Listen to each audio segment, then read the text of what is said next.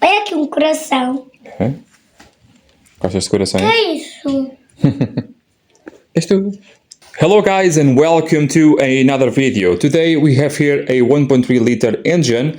This is the MultiJet JTD engine, CDTI and whatever names you can call it, because this engine came out in a lot of makes and models. This is a joint venture from GM and Fiat Group. More like the Fiat Group and GM just came along, okay? And we have here the second generation of these engines. So far we have 3 generations and apparently no more are to come. The first generation was really the best one. We have engines coming around 500,000 kilometers, no problem, no oil consumptions, no stretched chains, too much, okay? Just around 2,000 kilometers we had to start to hear for the rattling of the chain, if it is present or not. Most of the times it was not. So the second gen came with DPF, came with tighter restrictions, came with different injection systems, with different turbos and whatnot, different mapping as well, okay? And for that we had some issues that are present on this engine, and it is really the reason why this engine is on the stand right now. So as you may have seen on my videos on my channel, these engines, the second gen and third gen engines, are prone to oil consumption.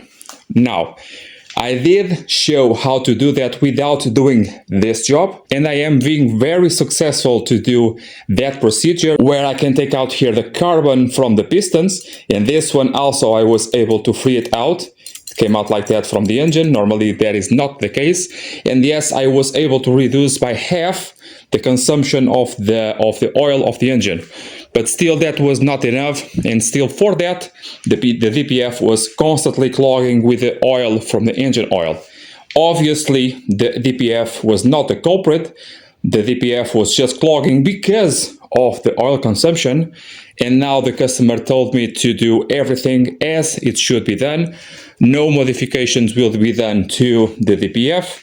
It will be all done as it should be, as the factory intended. So the thing is, on the 1.3 MultiJet engines, most of the times, if you have the stuck rings, what will start to happen is you have a oval shape here on the skirts, and for that you have to have, most of the times, oversized pistons. So you have to have here assembled the oversized pistons. All of the machine work was already carried out by the machine shop, as I did here on the channel so many times with the V6 engines and with the diesel engines. Those videos are already on the channel. They are down in the description if you want to see them, okay?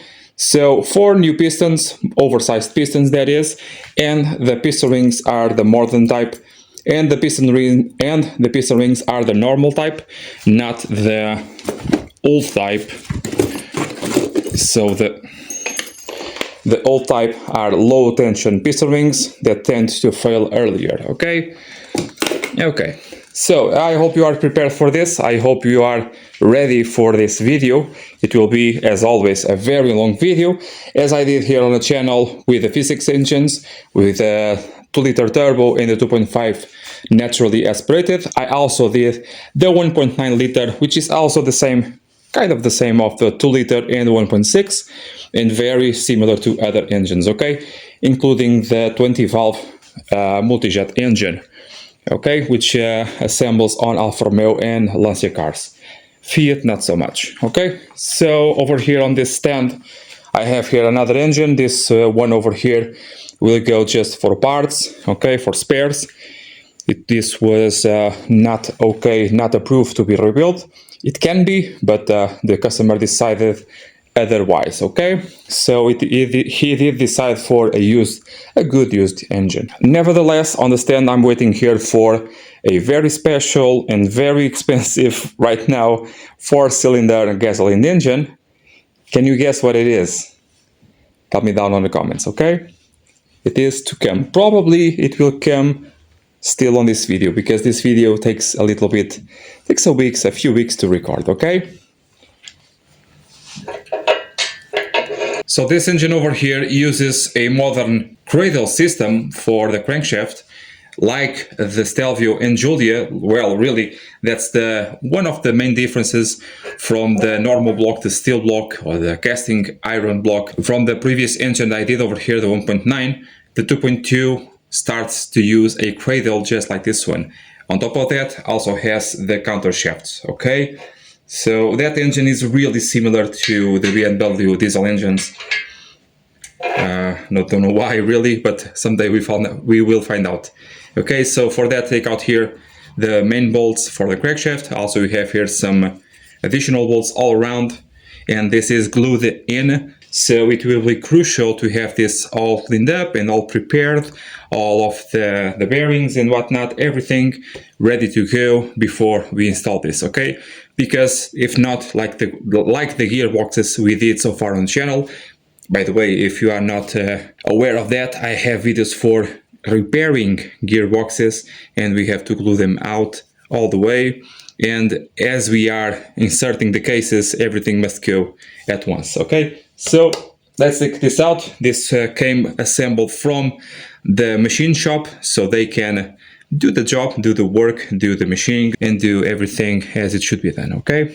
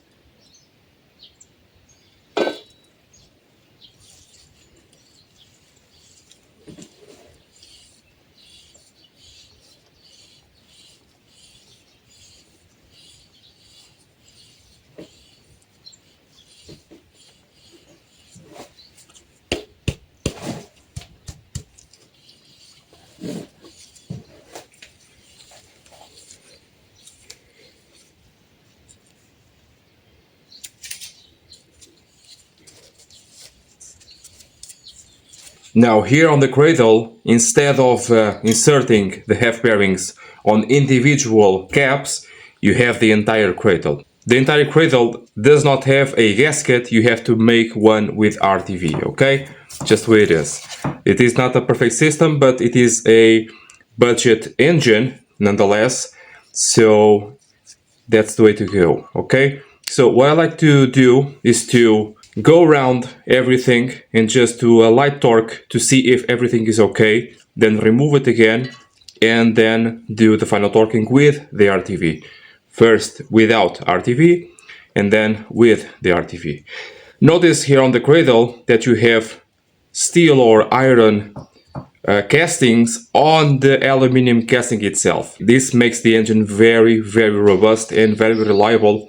In fact, these engines have 0 to no problems on the caps themselves, okay? Just the second and third gen are really bad on the piston rings, but other than that, not really that much, okay? Really not that much. So just go ahead and go here with the half bearings. The other half is already in place, as you could just saw.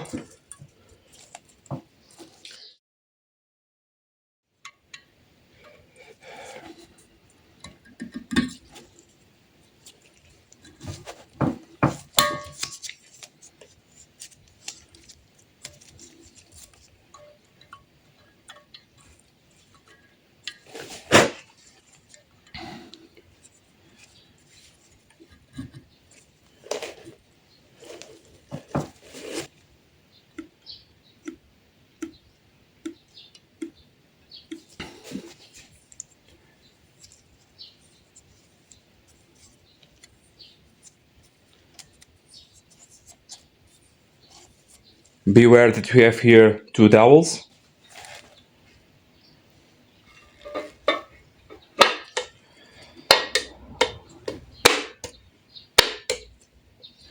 Okay, now so do here a little bit of torque just on the center. Also see here that you have some inserts, some steel inserts on the cradle itself that go to here to the main bolts. Okay, now imagine that everything is already torqued down with glue and everything.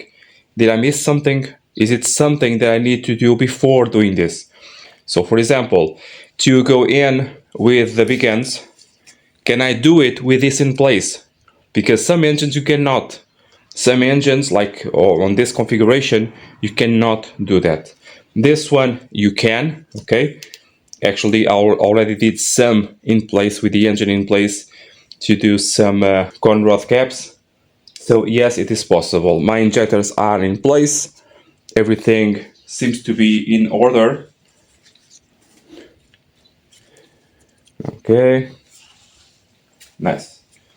Another thing that I usually do, and people scream at me, I usually put the seal before tighten this all the way, or some other thing like a camshaft, because as you have this without doing any force yet, I can insert the seal and make sure that the inner lip is perfect. And if I just put it in by force, like usually what is required to do, you never know, really, okay? Just have a feel for it, you have a perception, but not really the certainty that you need.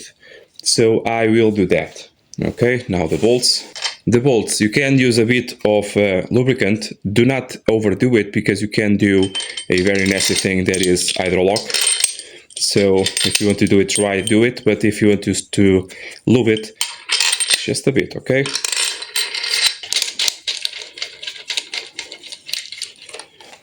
This step here is just for peace of mind. It's not really mandatory.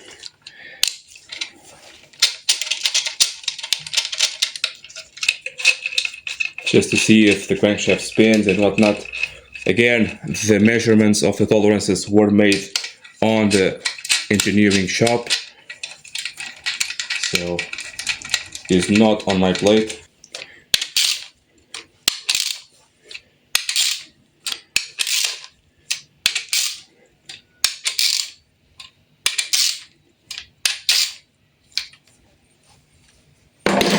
So spins nicely and freely. Check for any gaps, anything out of the ordinary. Meanwhile, grab my torque list to do this.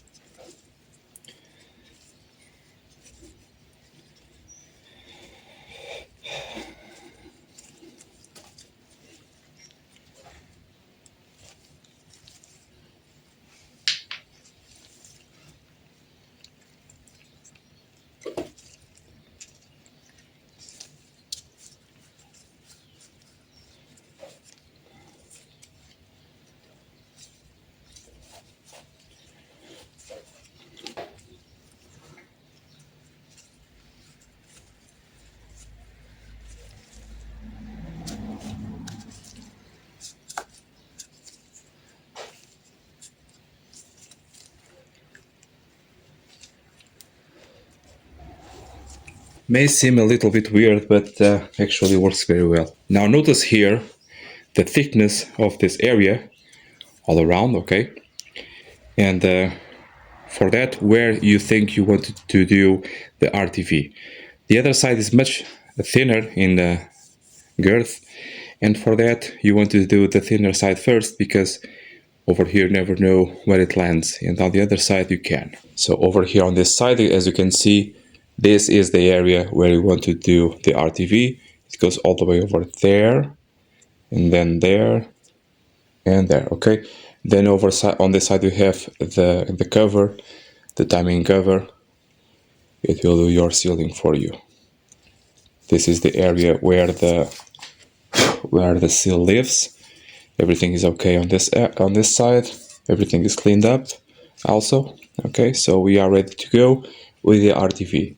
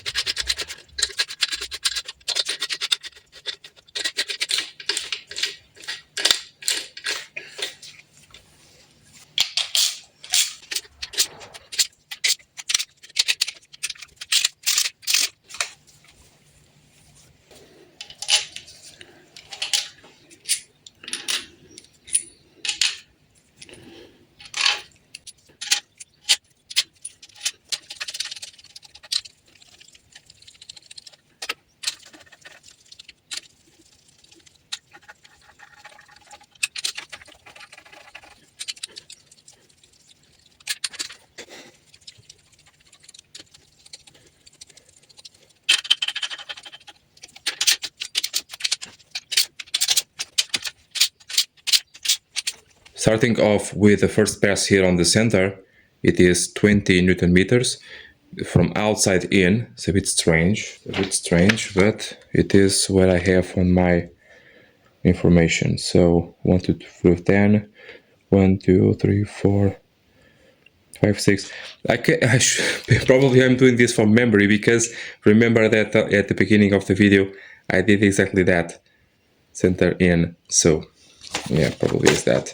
Then you have the second pass which is the around bolts, which are 30 Newton meters, and then you have 80 degrees here on the center ones. I like to finish up by making sure the outside ones are properly correctly torqued.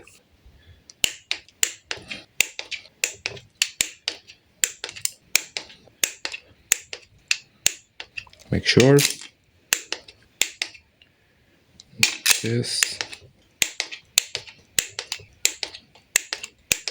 No, 30 around. Let's see if my mini ratchet has that. No, 25. So I have to grab the larger one.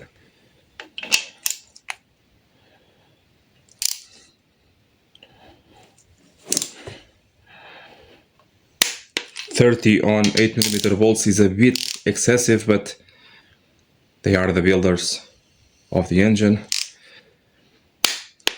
I'm trusting that.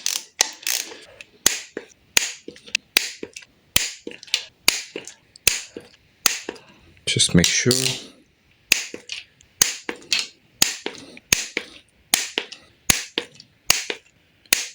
Now 80 degrees on each of those bolts.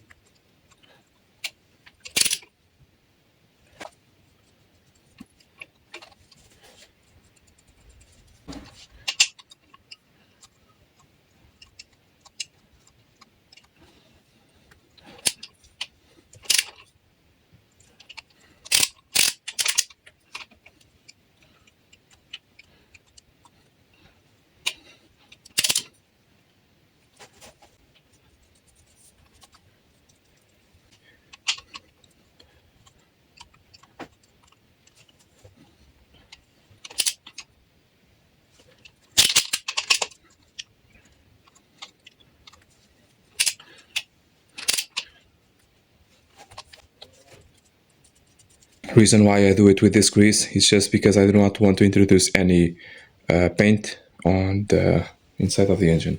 Okay, just check here for the torquing of these ones, the outside ones.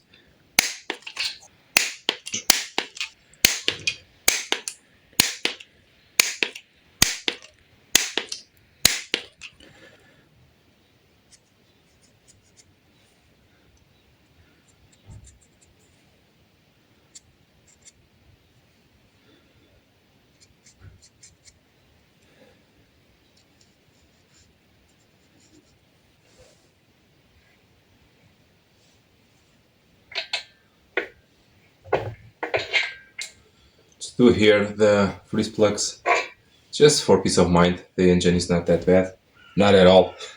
Not at all, but I have new original ones to do, and right now is a perfect timing. Okay, just for peace of mind, nothing else.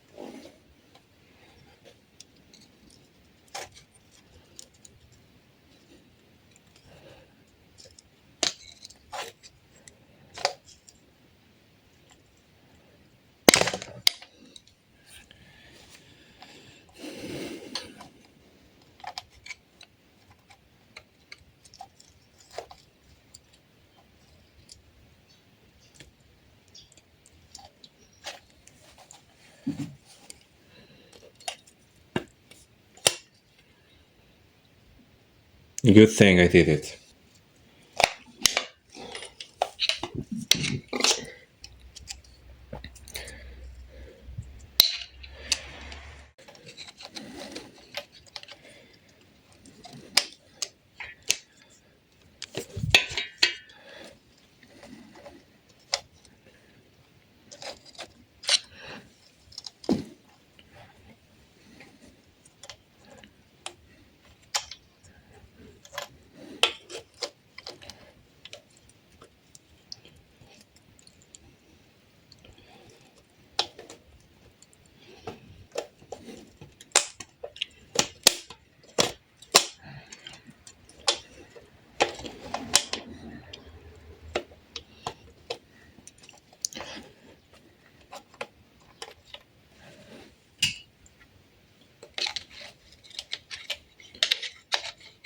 Oh my drag.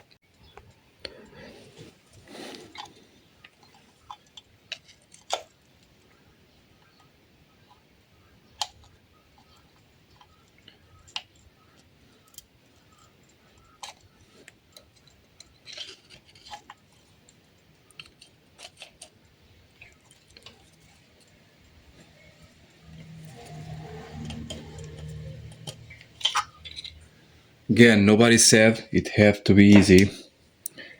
You just do what you have to do to make it work. This one is still MIA.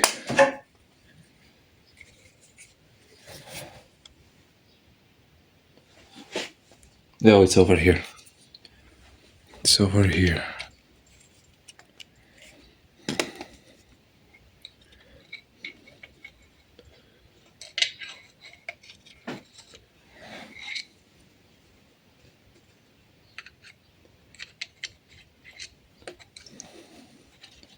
Just lay down the block, be easier on me, okay?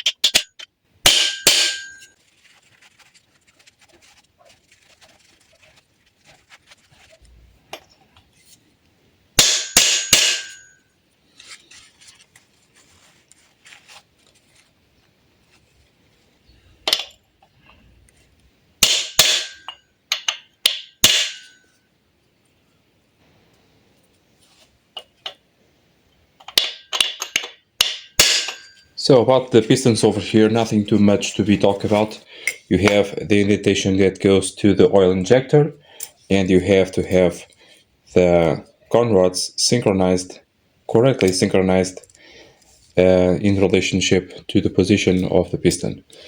So the piston has the arrow also for the timing side, so you to confirm as you have this in place, and the con rod has to have the number corresponding to the position facing the back of the engine, facing the driver, for example.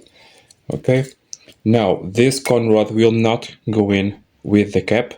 The cap will have to be separated, and for that I have to break the cap. No, it is already broken. Okay, it is a fractured cap. Just have to undo the bolts and nothing else. Okay, so undo the bolts, take out the cap, put in the bearings, push in the new pistons, just the way we usually do here on the channel. So the pin there is new, no play whatsoever. Everything is new, everything is nice. Let's go.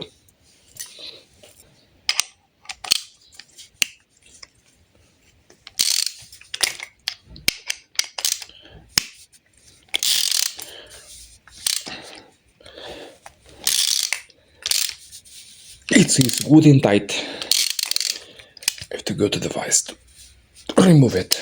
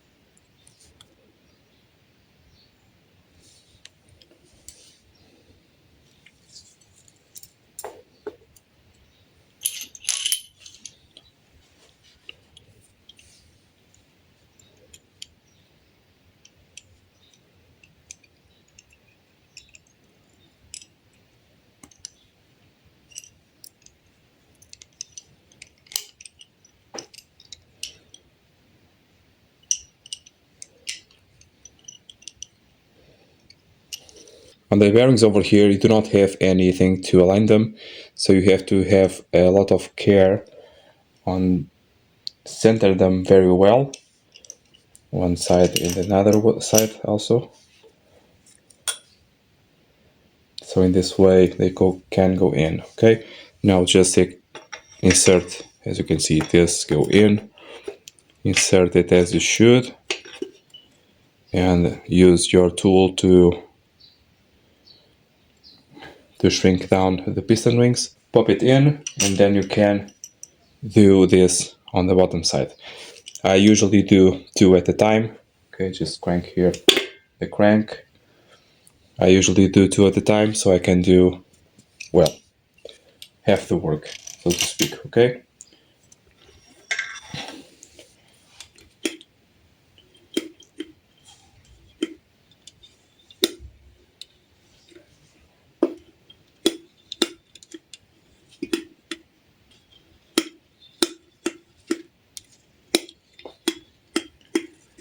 Now I have here a problem. My freaking hand is too big.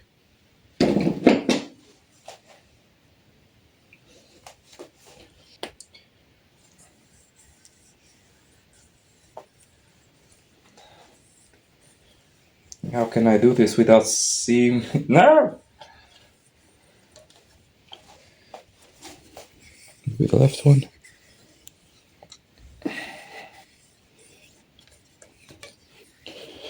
The thing is, I cannot reach it all the way.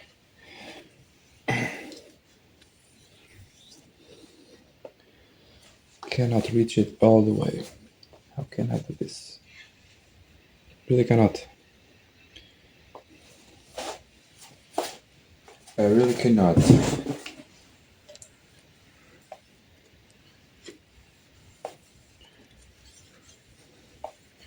I know that the piston can carry that oil, but I do not want it. I don't want it to be very dry down there. Giggity. Some lube on the main, not the main, the journal.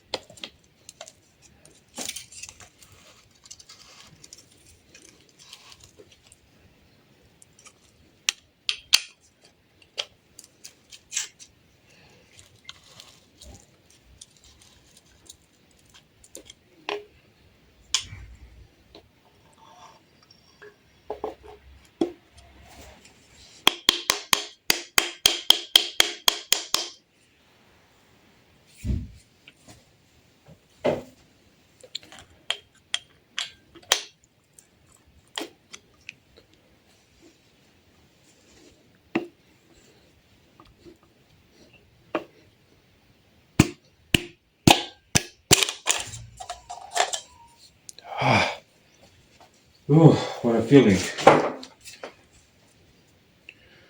I do not want it to do too fast because I'm afraid to break something. Too slow, it will slip out. Always divided by that.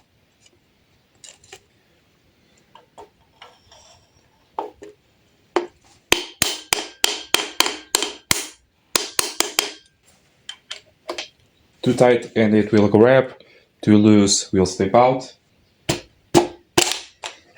Again, oh my god.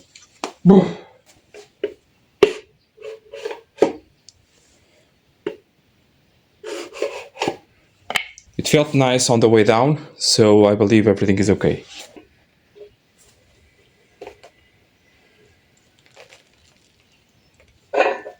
Now remember that the back of the engine is now this side, and the front of the engine is that side. You can do it, you can see by the water pump and whatnot.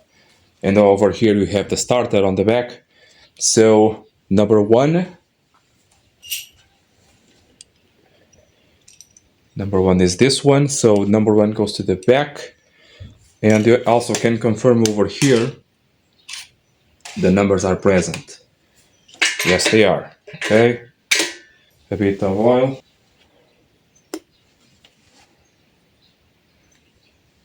And number to me. And give it a go.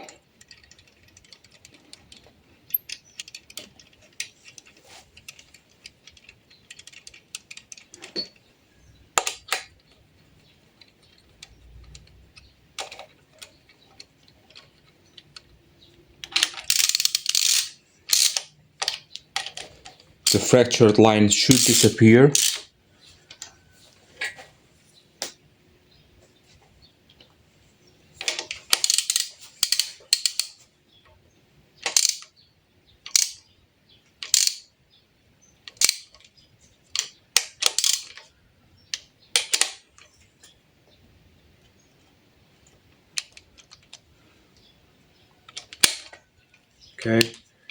Okay.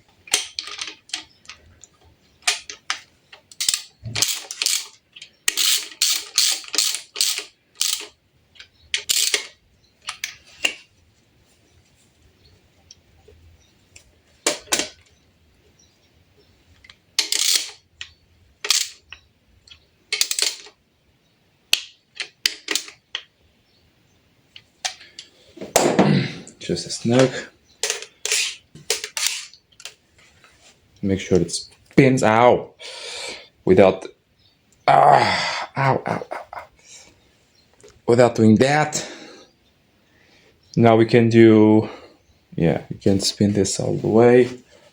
Yes, because we want now our journals all the way down, so this way up, so we can turn the crank, okay?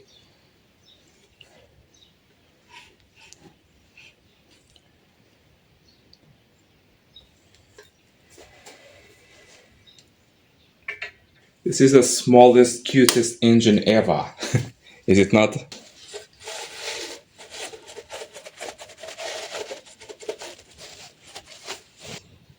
Every time I see the numbers, beware that the numbers are on the conrod itself and also on the conrod cap. 1 through 4 or 1 through 6 or 1 through 8. Okay, that's how I know. Not guessing. Okay.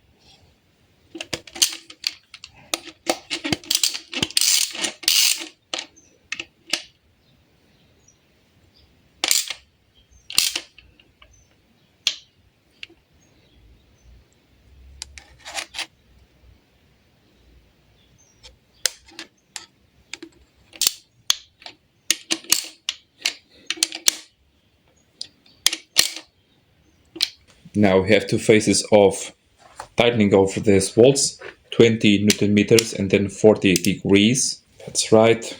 Okay, let's go.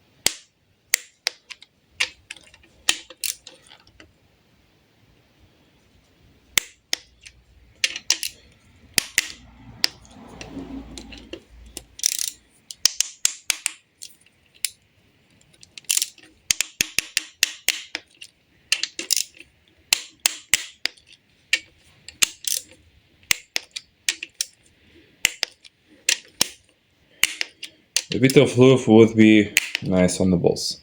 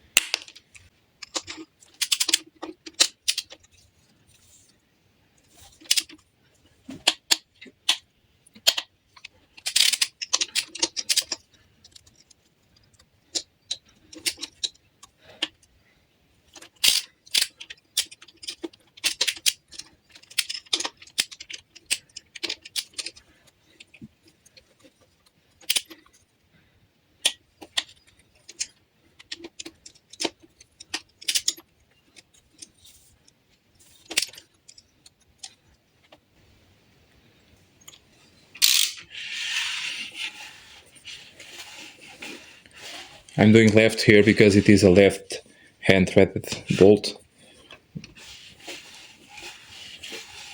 Can do this, for example. Now go right, but it will undo itself.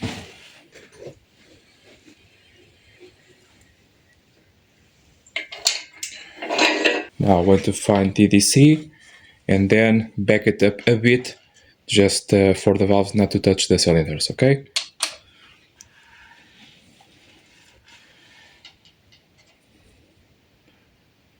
So this is TDC, back up a bit, like you can do here on the ratchet, like 50 degrees or what, or something, okay?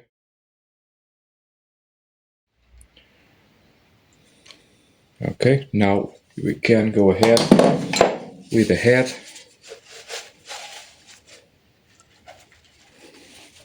But before that, the gasket. Original gasket only. Do not worry if it has a little bit of oil. It is not a concern.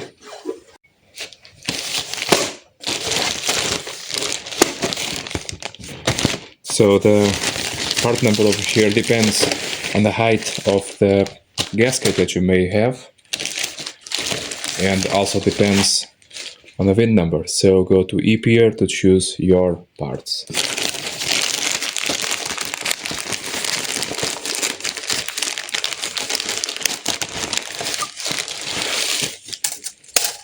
It is an MLS gasket, 3 layers I believe, and it says Alto over there. Okay, so top Alto and facing upwards. Okay, so like this cannot be. Well, it does. It does go to several holes, but it is not like this. Or is it? And like this, it's a much better fit. Yes, it is. You can see over here. Okay. And also, of course, for this job, the head was completely done on the machine shop, and it is ready to go. It has a serial number over here for the builder, my name just for logistics, and the amount in millimeters that was removed or skimmed for the head. All of the valves, all of the valve job is done. The retainers and springs and the seals, everything is done. Also a very good cleanup of all of the holes. Everything is ready to go. Okay, all of the holes for the low plugs are done. A bit of smidge over here and there, but nothing too much. It is the typical head job here in Portugal, just like this. Okay, normally the head is not vapor blasted or nothing like that, just for high-end builds, and it must be done outside of the engineering shop because they do not do that. Okay, also notice over here the dowel area is oval in shape on purpose, and I'll show you why. Okay,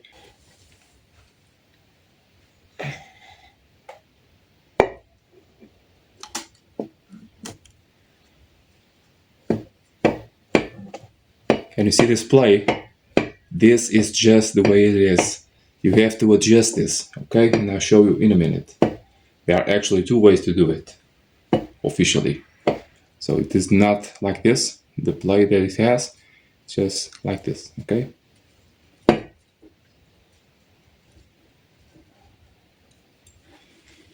The factory says, and I did the course on this, actually on Fiat, when I was on Alfa Romeo, you have to use a tool to zero out on this surface and then compare this surface to this one and zero this out also, okay? And in that way you can feel if you have everything in place. Now, there is another way. You put here the timing housing, the timing cover, and the cover itself without the gasket can give you the exact assembly on it, okay? You just put a bolt over there, and there, and there, and there, and it will self-align by its own. Now, during that self-aligning, you want to start to bolt down the bolts, the head bolts, to keep that alignment true. Okay, it's easier to show that to explain actually.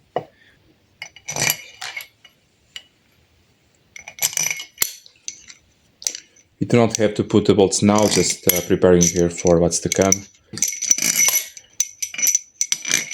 Modern engines normally do not need retightening of the head.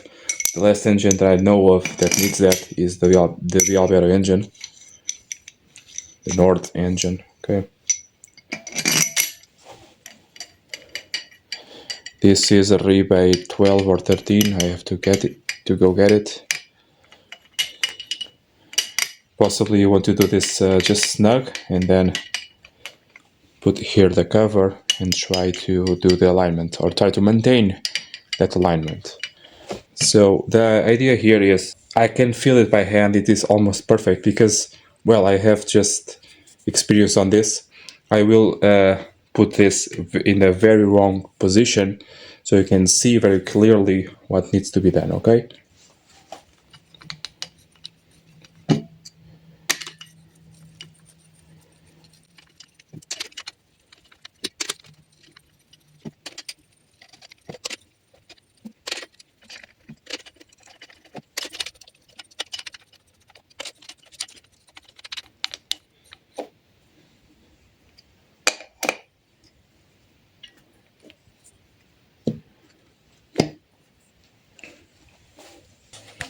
Here is the old pump. Yes, I have a new one to put in because this engine had a large problem with oil consumption, and in that way I know that this pump at several points in this life ran dry. Okay, that is not good for oil pumps.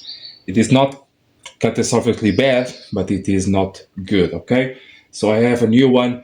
I already showed you several videos of opening oil pumps and whatnot.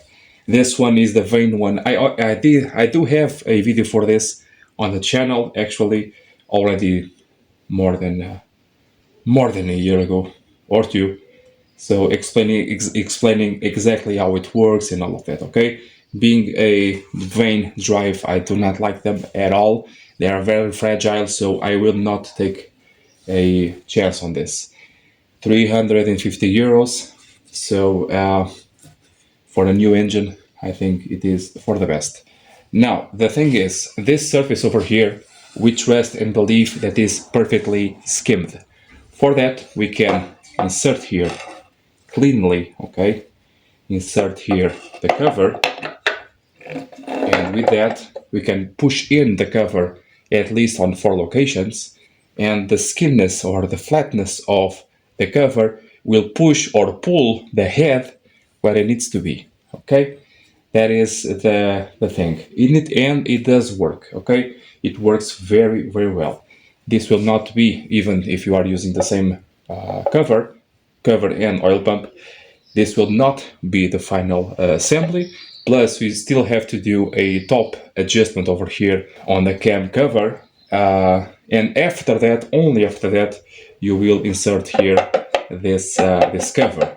Remember that this cover on the bottom side over here must be, well, the flange that goes over here on the bottom side must be inserted before you do the final torque here on this cover.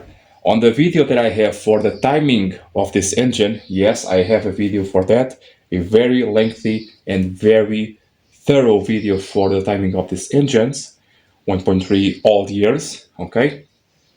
I do explain all of that. So I believe it will be nice for that. Let me show you here closer, okay?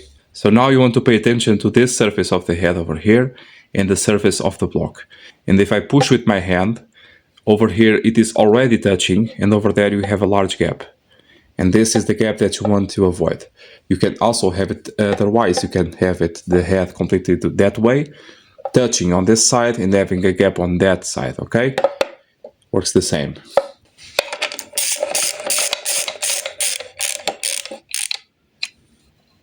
Focus there, okay?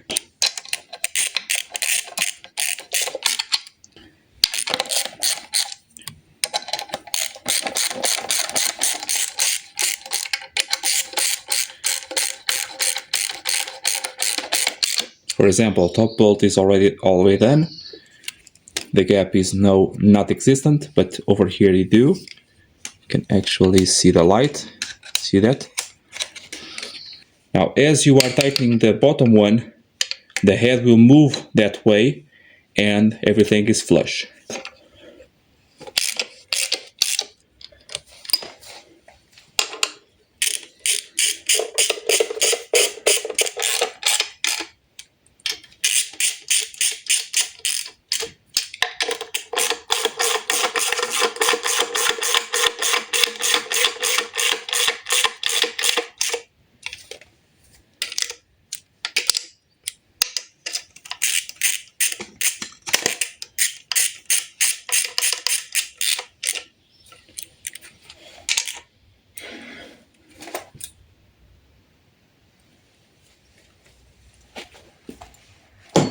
Okay, you want to do also on this side, just to make sure everything is okay. The head will not do this, because the dowels are exact on that dimension, but not on this dimension. So the oval side is like this. So it does not allow for crookedness. But you never know. So do not go crazy on the tightening of the bolts, because now we are to tighten the head. We want it to squeeze down, in that way it will move about, okay? And if you have this too tight, it can do something bad, possibly. Okay. Now a 12 rebuy. This is a long one. Okay. 20 Newton meters on the first pass, then 40.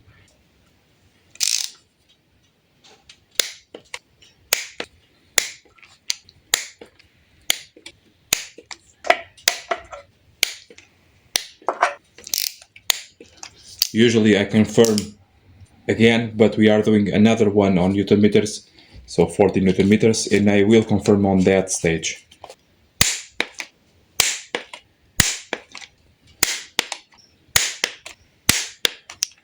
Make sure to do this with a rebuy wrench. If you do it with the Torx, it will be very wonky and possibly break something, break the bit or the bolt.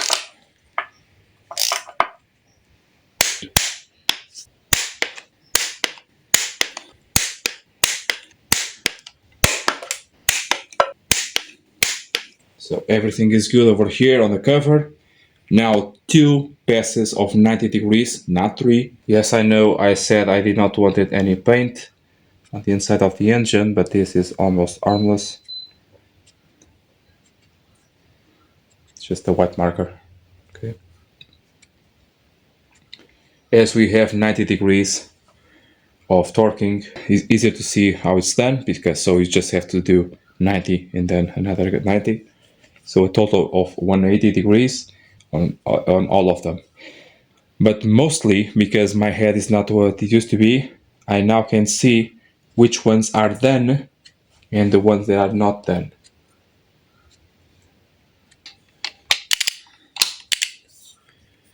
Sometimes my torque wrench clicks. Don't mind that, okay? Just because it is not on 0.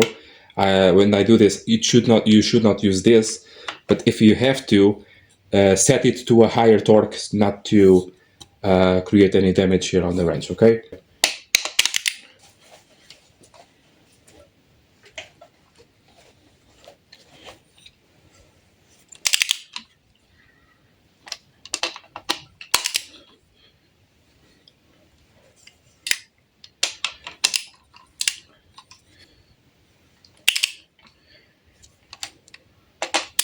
Also, in this way, if I don't have space to swing 90 degrees at a time with the wrench, no problem, because I have the dot to tell me where it is. Okay.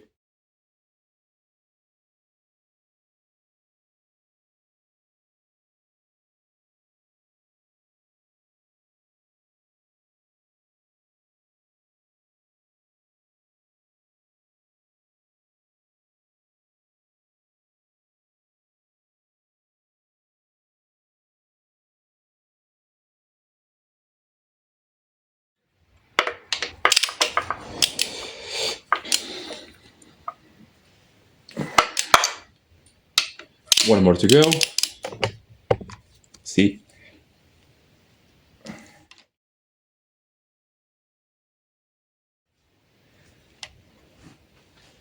Don't go away.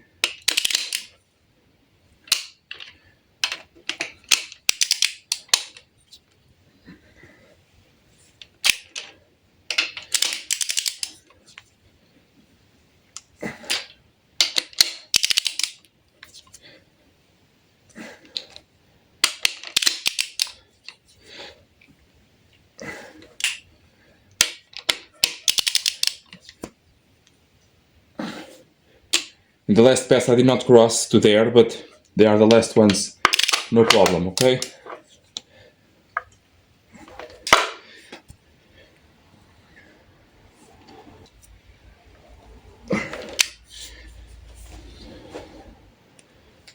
Then, for now, take out here our new tool. Yes, we can call this a tool right now because it will not serve any other purpose.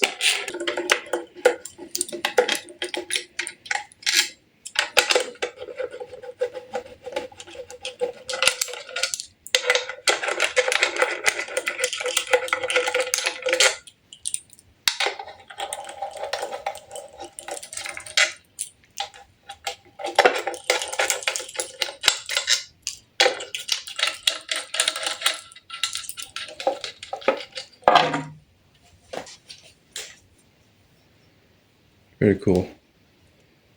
Very nice. A bit of yeah. A bit of a smidge of the gasket, but everything is nice. Too nice. Passing my fingers, I can feel almost nothing. Even with a nail like this, of course you will, but with a nail like this, I can feel anything. Here about the hydraulic lifters, I do have information for that on my video of the assembly of the 1.9, 1.6, 2 liter, 2.4, everything 4 valve per cylinder, okay? So same thing, you have a hole down there, not mandatory, but if you want to gain pressure faster, you have the high pressure oil line over here on this area. And so you have the drill over there and there for that, and just point that back, okay? You actually can see through the hole the cavity. So do that, okay? Just repeat every single one of them. These ones are very good, in very good condition. Just did them on oil bath, submerged, so they can be ready to go. So sometimes what happens is if you let them submerge in oil, they grew up so big that they start to impeding the seal of the valve. So the valve is always slightly open because of that. Other times, if you let them outside of the oil, they tend to be difficult to charge, to be fully full of oil, and for that sometimes a ticking noise may appear on the engine. So most of the times I really do not know what route to choose, because one way it may make some noise, another way may not start even the engine because of the lack of compression. On that case of the lack of compression, you just insist a bit, and with a bit of spray usually turns out to be okay. But I do not like to do that on a new engine, as you can imagine, okay? Again, here a dowel, another here dowel, and on the cover itself it is also a egg shape.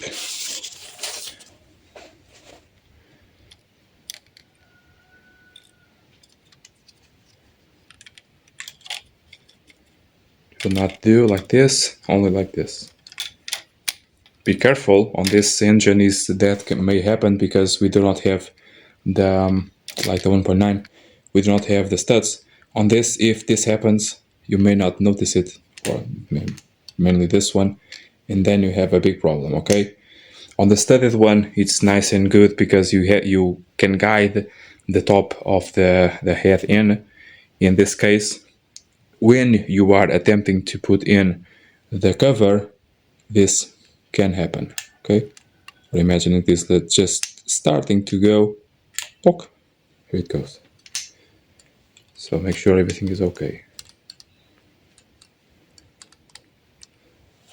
On the camshaft housing, you can see an upgrade over here. The 1.6 also has this. This cog over here has a counter cog spring-loaded in order to eliminate some noises that were very common here on this gear set, okay? So the tightening of these two bolts over here is around, depends on the version. On this version is 150 Newton meters. No glue should be used on either side. Now here on the camshafts, as you can see, must be on the touching surfaces, must be clean. Over here I like to leave it like this, so I do not have any problems with lubrication. You want to check out the matching points for the timing, so you want to see if it is close enough. Okay, then do with the tools. Okay, it's there. Then we can do the rest on the car or on the engine. So that dowel area is X-shaped over there too. This is on purpose. Okay.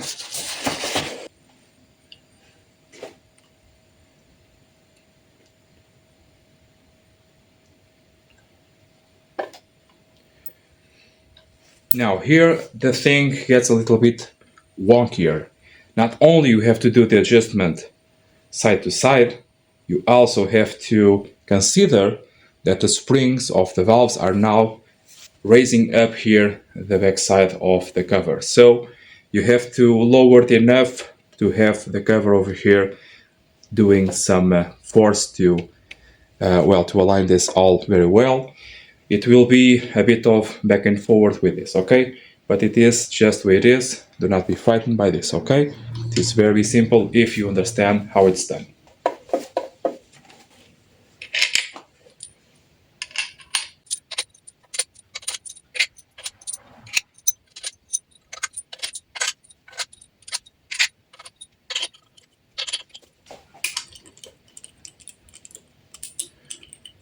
Again, like the other time, snug it down just enough for now. At least that is my way to do it, okay?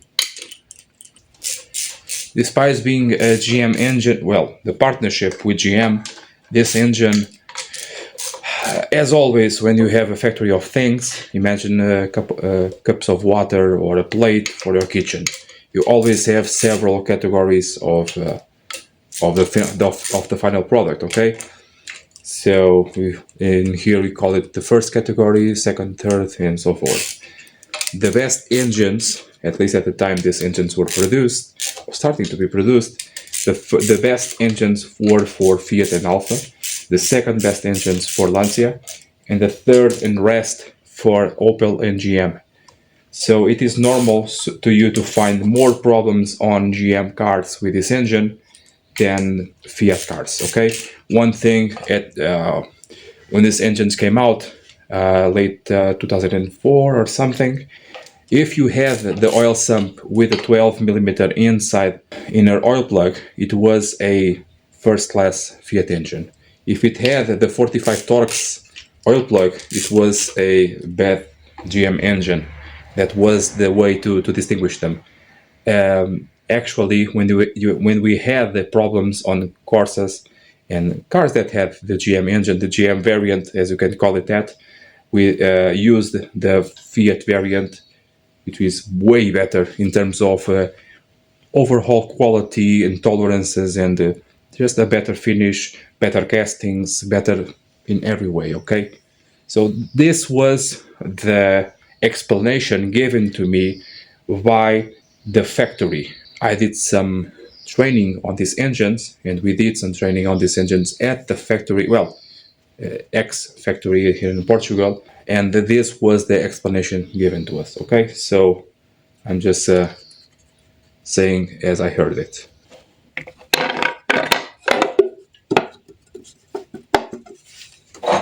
Okay, now not only we have to do the bottom bolts like we did before, talking about these ones, now you have to go up as well. But this process is a little bit more finicky because, as I said, you have to close that cap over there while you are inserting this cover.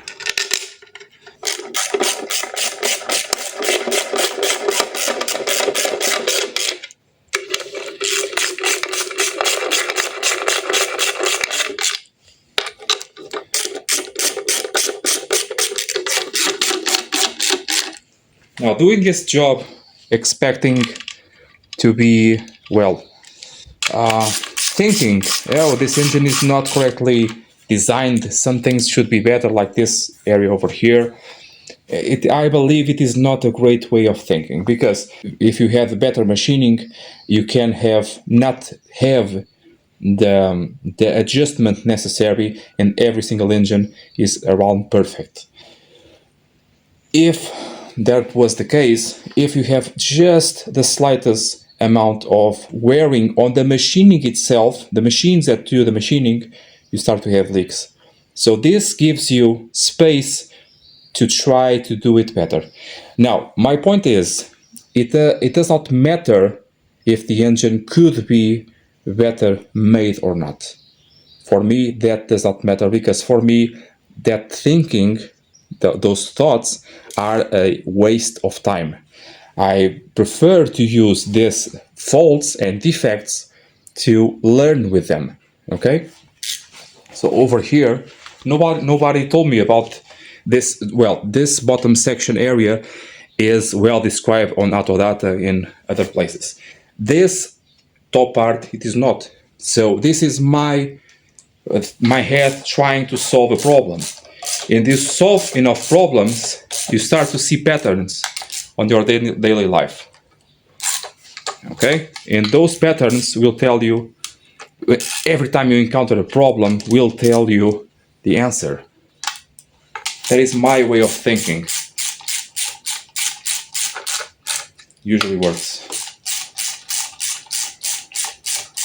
So my thinking now is, as soon as I am close enough, I believe I am, I can start to be a little bit more aggressive here on the cover and adjust it.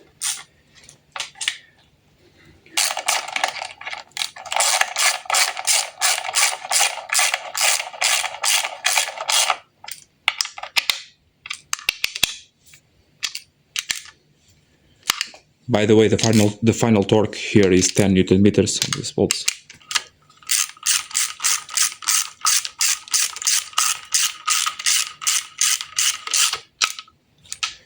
And so while doing my visual inspection, I can see everything is cool. My phone is overheating again. Don't do it too much because it will squish up a bit.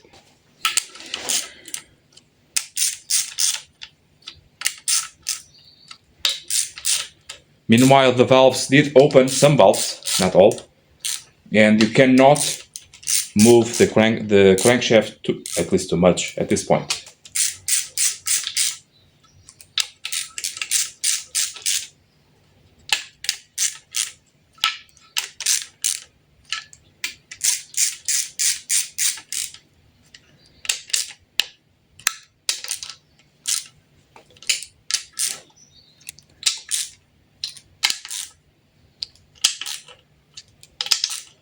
Just do everything snug enough.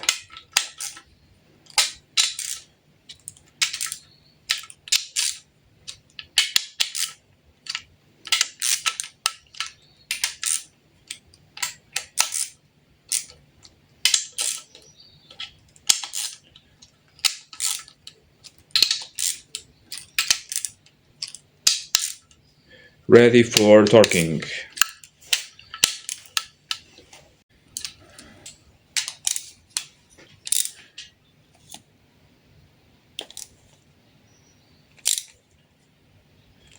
"25 Newton meters here seems too much. Let me give it just a bit before and see what's what. If I see that's too spongy, means that some problems are occurring on the threads. So I'll back it up to 22.5 and see from there.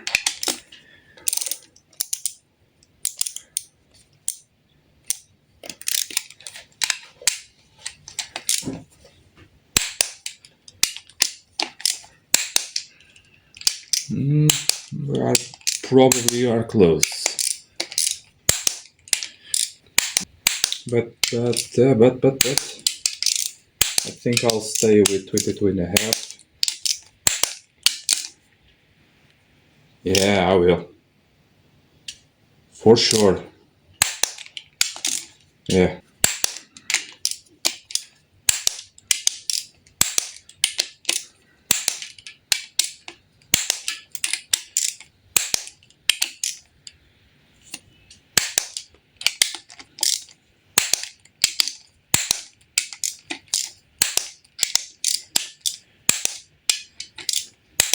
Just those two ones to go. Does not want to get. Come on, no.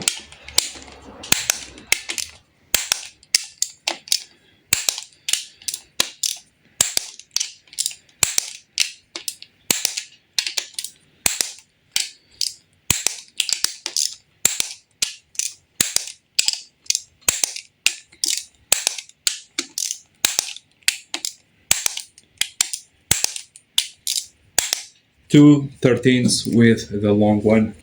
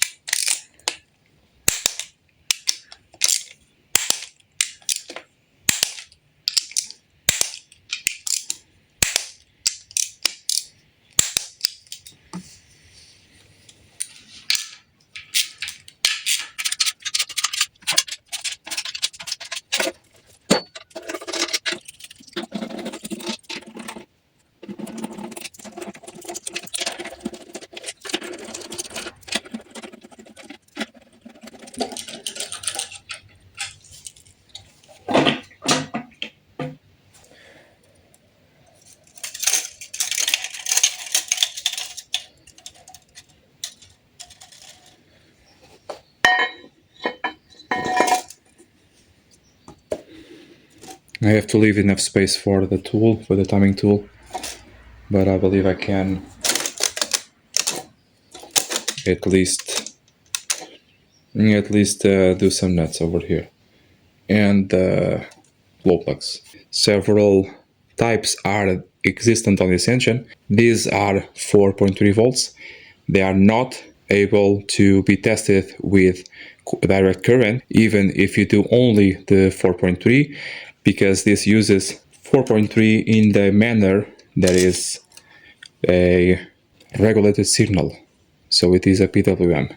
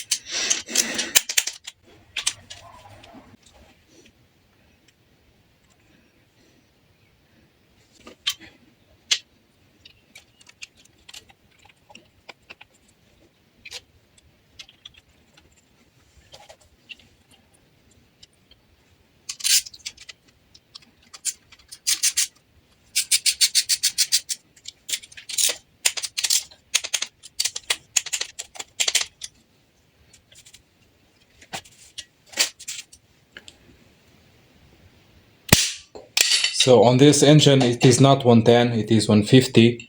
Sorry about the mistake. Another mistake that I did, but it is easily doable or resolvable, is the position of the pistons. It is not TDC, it is halfway, all of them, okay? But I'm still well in the means to correct it.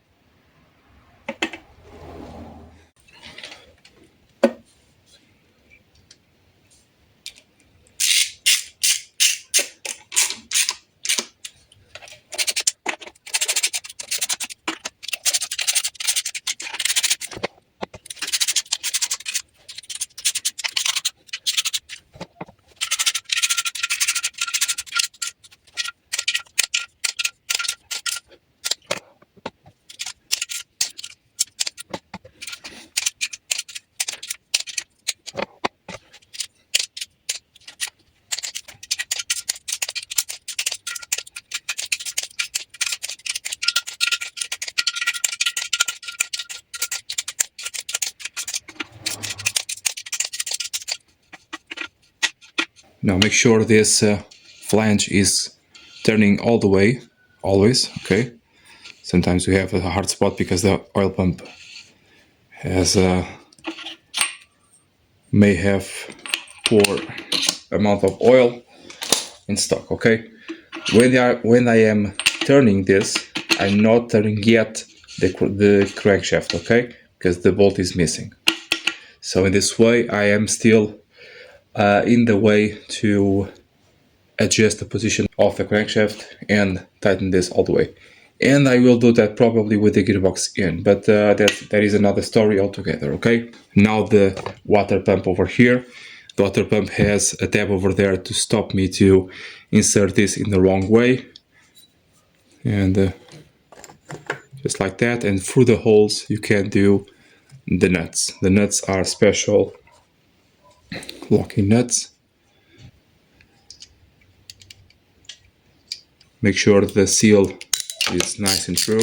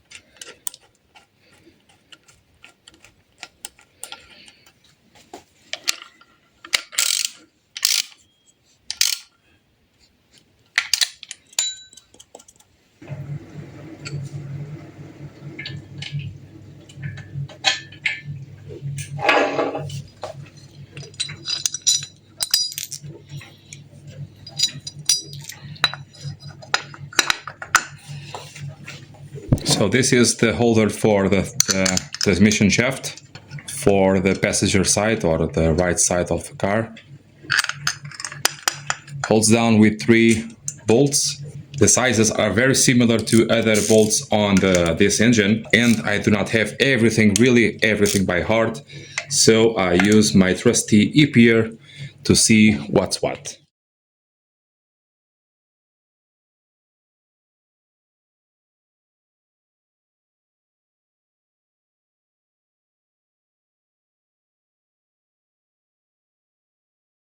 So for example, here for the alternator bracket holder, we have a set of screws, 4 screws for the holder or the bracket to the engine block, and then some more screws for the alternator itself. So everything is on e-peer so you to see what's what.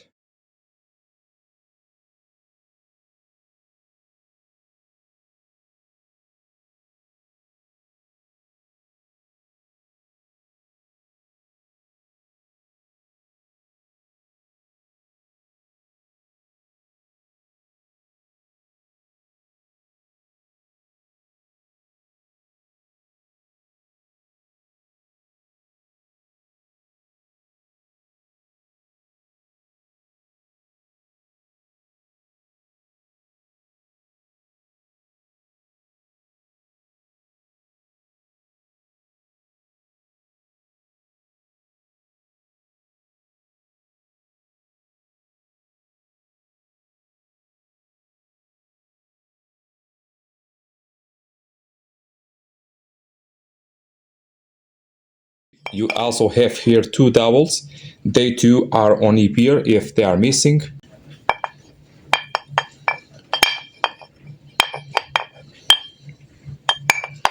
Misleading.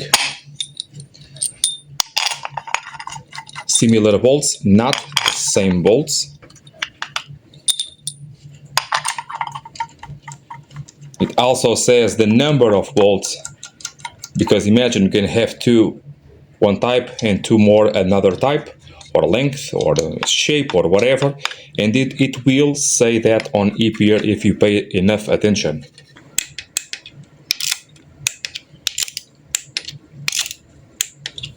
If it says that uses 4, means that the 4 bolts are correct. So 3 more bolts that will do for the alternator. We can actually put that now, but I want to do the manifold first, okay? So for example, here on the intake we have 4 bolts one type, 5 bolts another type, and this is correctly shown on E-pair if you want to see that, okay? In principle, we can do this with this bracket on. I actually did it several times on the cars, in its place, so this will not be an issue, okay? And here on this side we have the HER cooler and whatnot. We'll do for after this. Be very aware, these smaller bolts over here are very similar but not the same, so they have the same head, but they are not the same length or the same tip as other ones used here on this engine, namely here on the thermostat housing. So be very careful. You take like 2 minutes to check this on E-pair, and it will be the best thing you can do. So new gaskets over here. Everything is cleaned out professionally on the inside. So professionally means that I send this to an ex-specialist to do the cleanup. Turns out to be cheaper than do it at home, okay?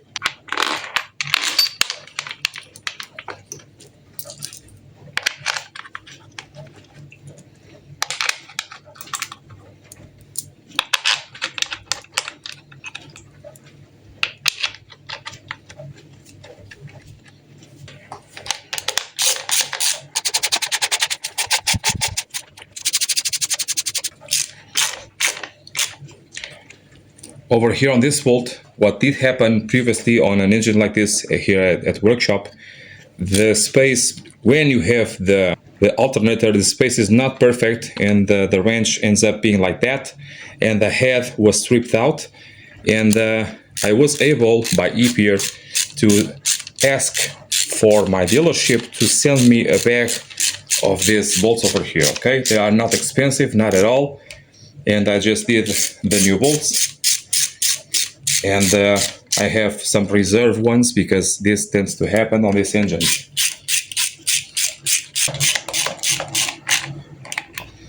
Again, being 8mm thickness bolts, the body of the bolt is always around 25 Newton meters, 20 to 25. So sometimes I do 22.5, sometimes I do 25.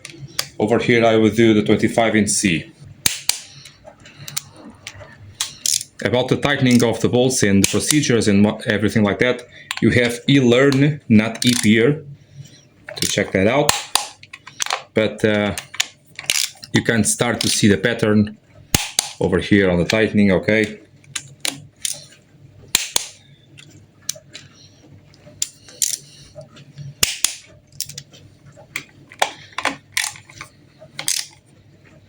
Very handy, this torque wrench. Goes from 8 newtons to 25. Check that out.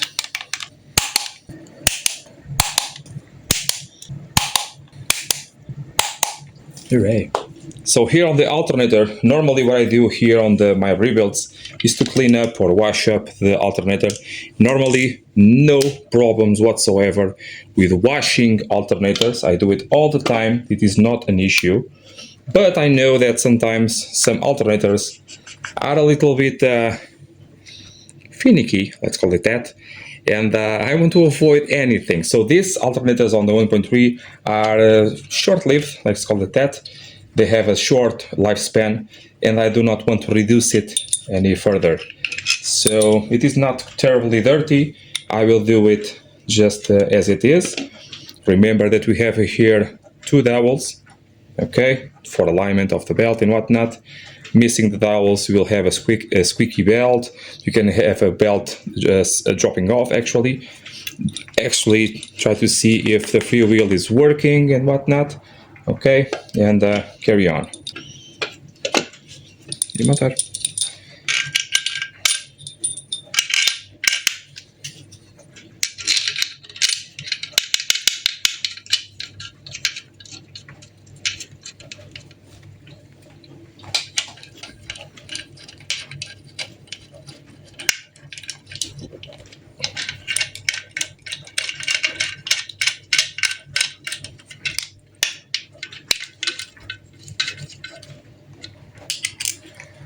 So here in Portugal, again, we have low corrosion and no big advisements for removing these bolts. But I've seen on some cars near the beach that sometimes these bolts are a little bit tricky. So I have here a tip that may help. So 25 seems to be a little bit too much. That's good enough. If you check here, the hole of the alternator is opened on the 3, actually, yeah, on the 3 sides, on the 3 bolts that hold down. So the 2 bottom ones and the upper one are opened. That means you can insert here some spray, some lubricant, some whatever product we want to use before crack at it. So imagine we are removing this, we can remove it. So you can do like this, and then before taking out the bolt, try to squeeze it a bit in, more, then a bit more spray, and try to remove it. Okay, imagine that is stuck now. A bit more spray, tighten, loosen, tighten, loosen, and work the spray into that hole over there, and also the bottom ones too, so you two can have the perfect thing. Okay, also in the car is not that bad to do, not really that bad, one of the easiest ones I know. So I hope that that helps. Yeah.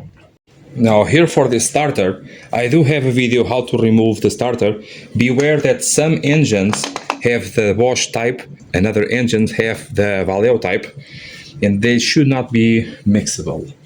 Okay, and to remove the gearbox of these engines, you do not need to take out here the starter, and the starter only holds down with 2 bolts. This is a, can call it Japanese style starter, because instead of having the dowels, the entire area here of the starter is the dowel, so it centers here on itself. So it is a very clever thing to do. Okay, so I will hold it down here with a bolt. Again, the bolts may differ from VIN number to VIN number, they will differ actually.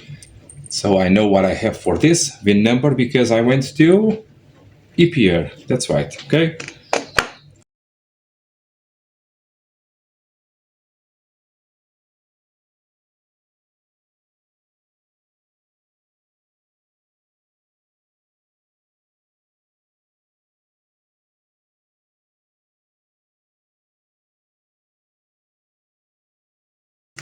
And also because everything is a mess and I do not recall which part goes where. And I did not disassemble this engine.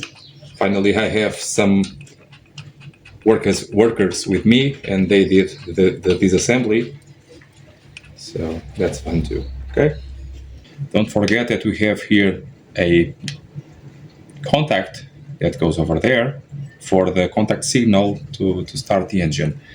Everything that you need for that information is on the video that I did for this for this starter. I hope it is very detailed. I hope. Now here for the EGR cooler system thingy, I hope I'm not being a little bit too early because I have still things to sample here on the back of the engine, namely the oil catch can.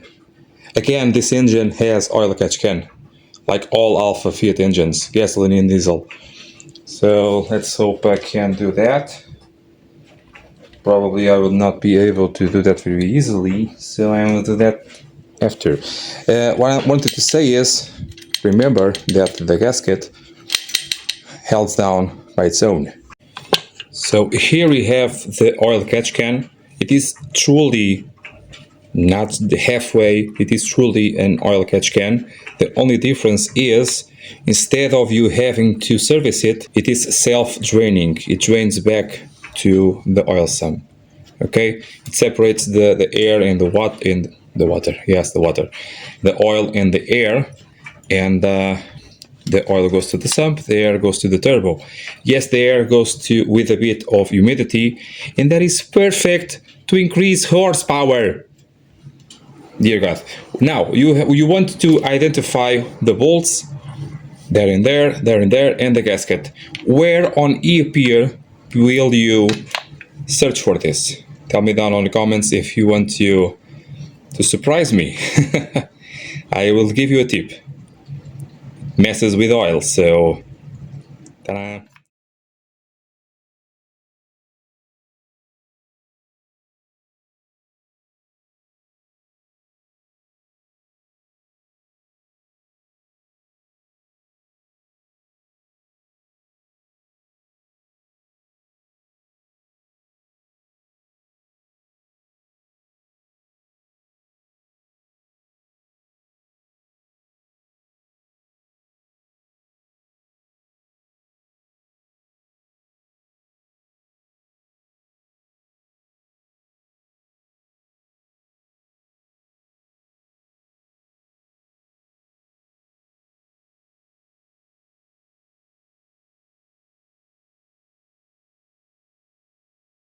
Unfortunately, this gasket will not self-hold, so we have to do it the whole way.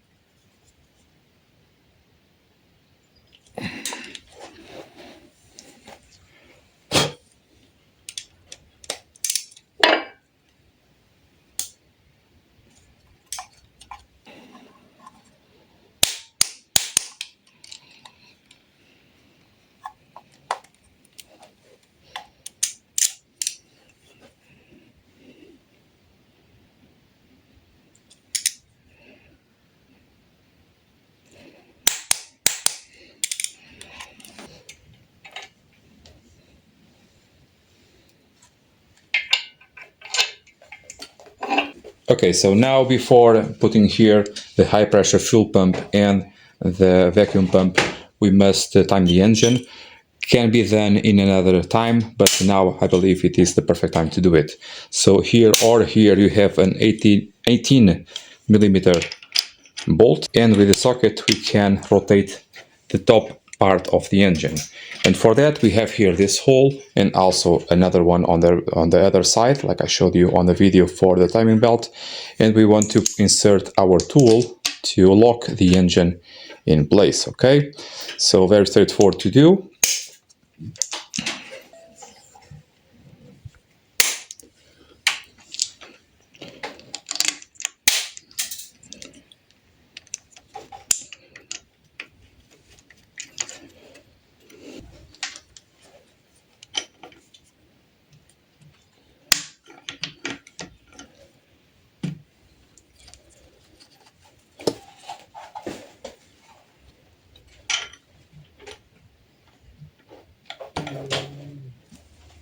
So here on the crankshaft we have a tool, special tool, a different tool.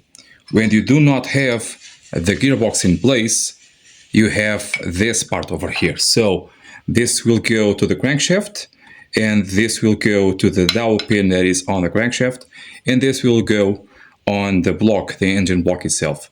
This is not something I made. This is just the way the factory calls it, okay?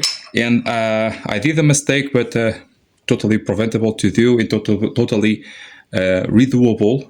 I did the first and fourth cylinder on BMS, or almost there, but this engine goes all the way flat, okay? And this tool allows me to check that also. So just put it there. Okay, it is on the dowel, as you can see, and then you can turn it back just like this by hand, and like that. The tool is a bit new, so sometimes does not go all the way, and then you can do 2 or 3 volts just to make sure it does not go anywhere. Okay, and in this way you are ready to tighten the 18 Torx volt that is on the crankshaft on the other side of the crankshaft. Nice and easy.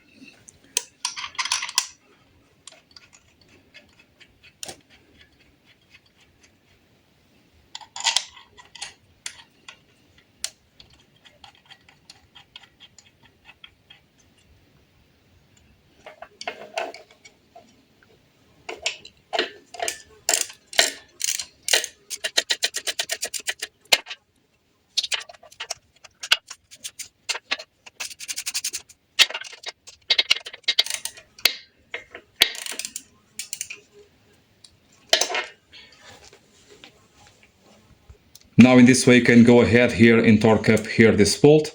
This is 250 Newton meters, and it is left hand threaded, okay? The toolkit that I bought just also comes with a very handy, but the bolts are short, so I have to put longer bolts over here. A counter tightening thing, so you can grab here with your ratchet, for example, and torque here however you want to torque it. Okay, just using here some random bolts.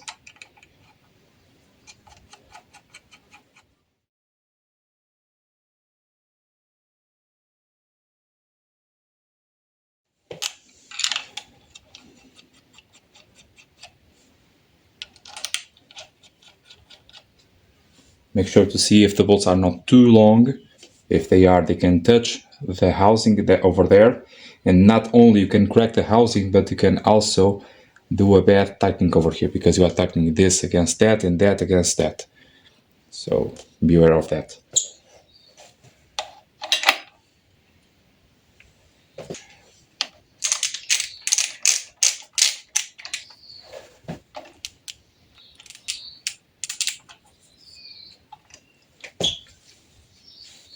It's weird.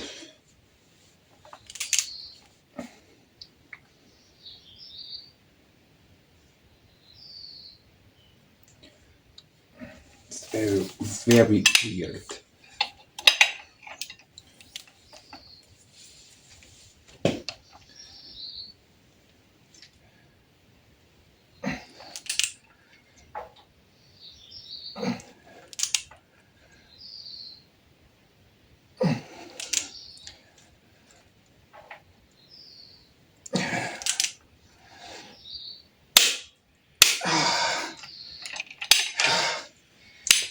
Oh.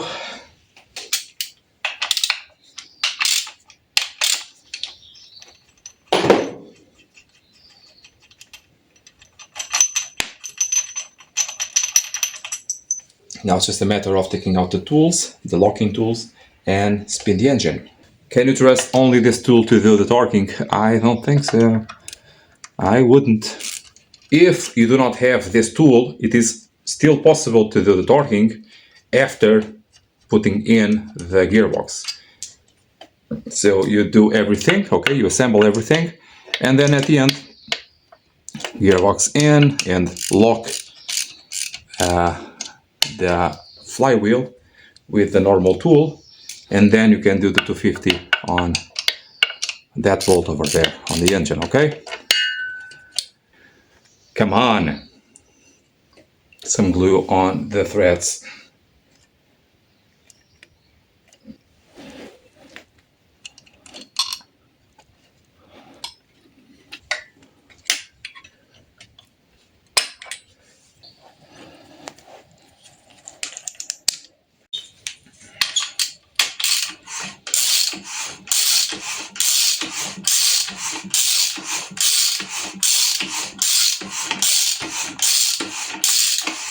No injectors yet. I have the glow plugs in. Injectors will be next, so I can check for compression if everything is okay. It is really smooth, so probably I have everything as it should be. Sometimes I do not, and I think we can carry on.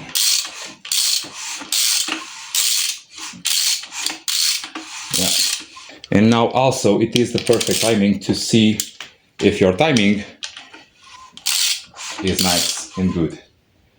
Nice and good. So check that hole, check on that back side, and if everything lines up, you are golden. Again, for that you have a very, very thorough video on the playlist and down in the description.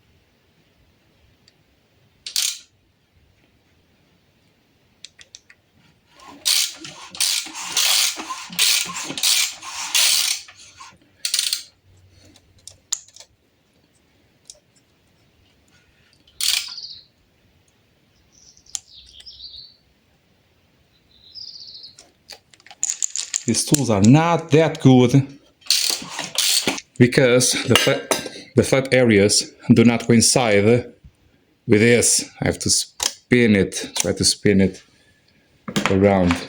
I think I'm near enough for the tool. Yeah.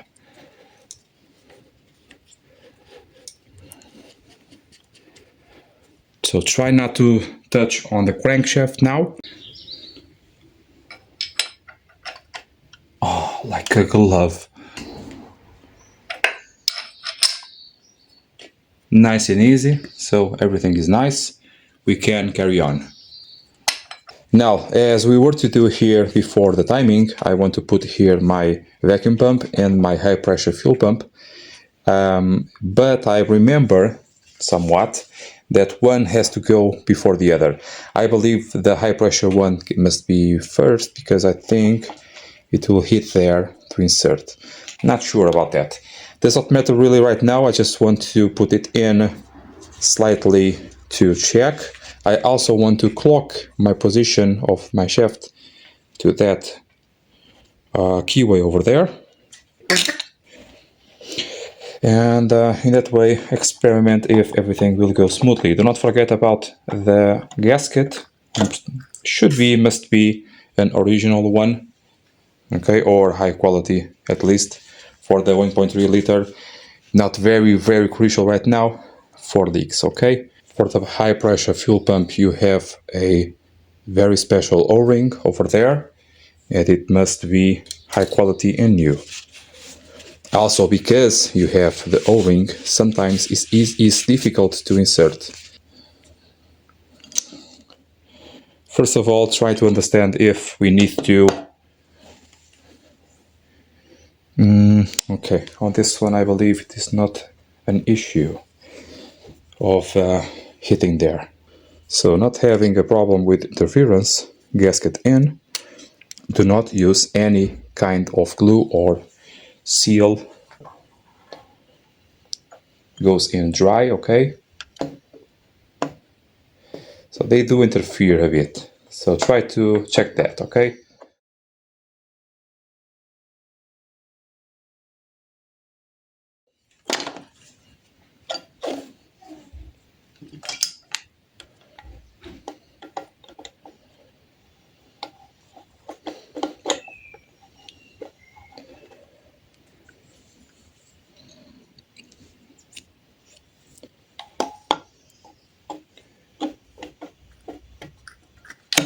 Sometimes the shaft spins without you noticing, okay?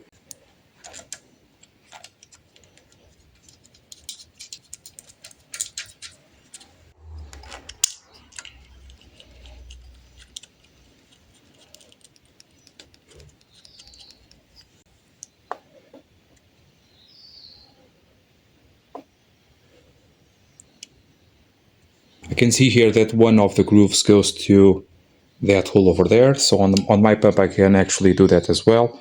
I can clock it to the hole.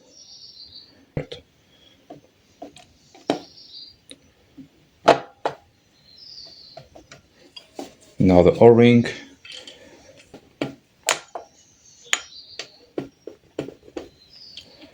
Do not try to attempt with the bolts, please.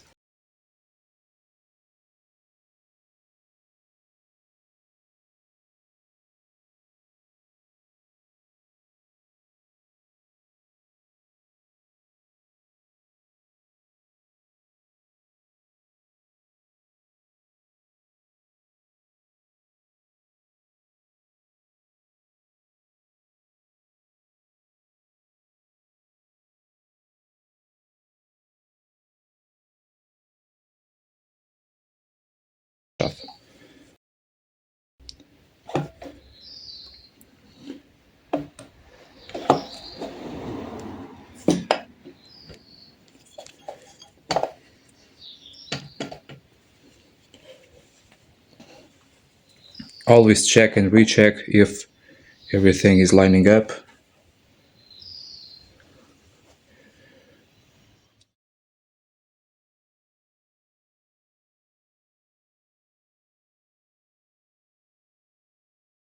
Here we go. Here you go. Nice and easy, eh?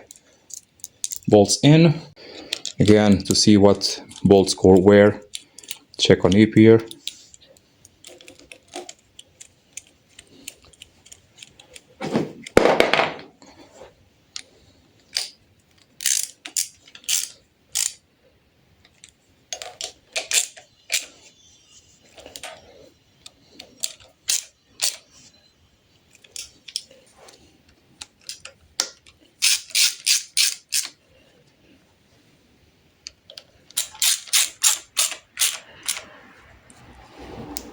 On the high pressure fuel pump, not necessary to torque it because the seal is not made by torque, like on the gasket.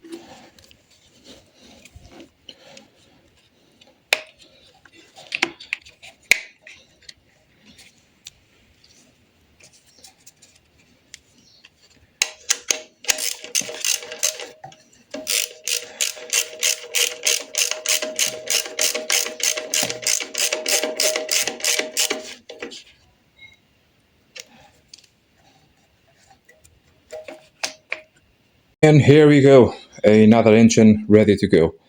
Over here, some things left to be done, but for example, this one will go to the firewall. Another hose over here, come on. Okay, another hose over here that comes from the heater core, and one more that comes also from the heater core. Some more over here for the reservoir and whatnot. Okay, so a lot of stuff still left to do, except it must be done on the car. Okay, so also here the intake and the high pressure air, and over here also some connections for radiator. Okay, over here the AC, over here the AC, and the exhaust down there. It is essentially ready to go. As you can see, the main stuff is done. Now it's just a matter of putting this on the car and hope for the best. Okay, in the first 10 to 15,000 kilometers, some oil consumption is normal because the engine still needs to find its way in, but essentially that is it. Okay, essentially that is it. So a lot of videos for engines that are coming out right now. We are to have one more video for a engine that is missing over there. It's supposed to be here last week or last month, but it is not. Okay, so I have to deal with that. And okay, I also have some videos for gearboxes if you want to see that, for repairing gearboxes, although parts for them are a little bit difficult to find, and for that videos are coming slowly. Okay, again, if you need the timing video for this engine, it is available down on the description. And again, I'm sorry for my lack of breath because I'm doing here a lot of hours, too many hours, and just trying to give you the best that I can. Okay, juggling here the workshop with the videos, with the channel, so editing and producing the videos and the channel itself. I have more workers with me. I have 5 already, but still I have a lot of work, and still I have a lot here to do. As you can see over here, I have a new bench. Over here I store my stock for engine blocks and heads and whatever it may happen. Over here I do the pre-assembly of the heads to go to the workshop outside to be assembled. Okay, so in this way, preventing here accumulation of dust and debris on the outside. So again, if you want to see more videos, you have them down on the description. And if you have any questions about anything, please tell me down on the comments. Okay, see you next time, guys. Bye.